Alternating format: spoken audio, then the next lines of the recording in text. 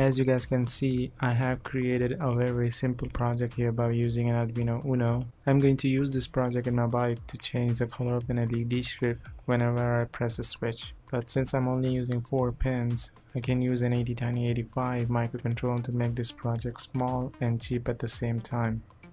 Attiny85 is a small and powerful microcontroller. It has 5 I/O, 3 of them can be used as an analog input and 2 of them can be used as an PWM output. It has 8 KB of memory space, which is more than enough for most projects, and it doesn't cost much. Okay, let's see how we can program our Attiny85 using Arduino Uno.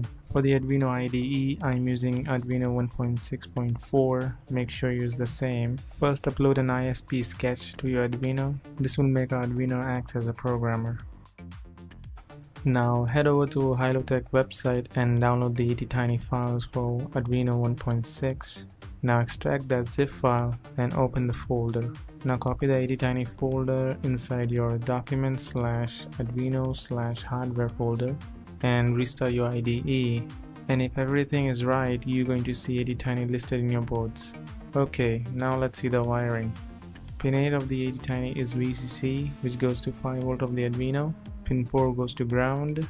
Pin 7 or pin 2 goes to pin 13 of the Arduino. Pin 6 aka pin 1 goes to pin 12 of the Arduino.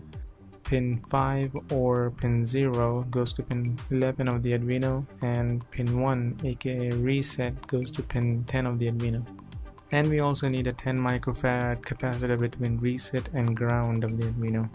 So now we can open a blank sketch and change it from 13 to 3.